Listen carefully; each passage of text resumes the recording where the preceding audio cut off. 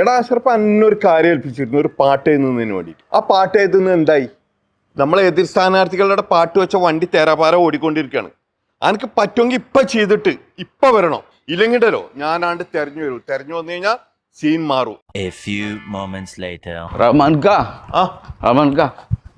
തിരക്കൊണ്ടാ റഹ്മാൻക, ഇഷ്ടം പോലെ പാട്ട് ചെയ്താണ്ട്, അതുകൊണ്ടാണ്. ഇത് കയറി കൈ എന്താ എന്റെ അസർപ്പ് ഇരുന്നേ എന്റെ ഇരിക്ക്.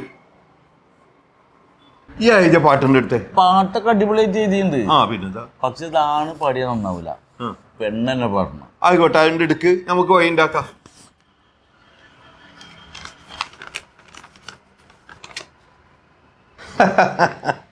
കലക്കി പോനെ കലക്കി. എനിക്കിപ്പോ ഇതൊരു പെണ്ണ് പാടല്ലേ ഉണ്ട്. ആ മതി. എടാ എനിക്കറിയില്ല, എന്റെ പെണ്ണ് ഭയങ്കര പാട്ട് തരിക. എത്ര പോലെ ഓളെ ചെറുപ്പത്തിൽ ഗംഭീരായിട്ട് പാടിയിരുന്നാണ്. റസിയ, എടി റസിയ. ഇതേ അസർപ്പ് എഴുതിയ ഒരു പാട്ടാണ്, ഇതിന്റെ ഇലക്ഷൻ പ്രചരണത്തിനുള്ള പാട്ടാ. അസർപ്പ് ജീവിതം ഒന്നാണ്ട് പാടിക്കൊടുത്തേ. റഹ്മാനേ റഹ്മാനേ നമ്മുടെ വാതിലെ പൂമീനേ. കലക്കി കലക്കി. എടി ഇതൊന്നാണ്ട് പാടിക്കേ. ഇവിടെ ഇത് പാടി കഴിഞ്ഞിട്ട് വേണം നമുക്ക് സ്റ്റുഡിയോ പോയിട്ട് ഇത് റെക്കോർഡ് ചെയ്യാൻ. ഒന്നിന്റെ ഇറങ്ങി പാടിക്കേ. ആ പാട്, ഈ പാട്.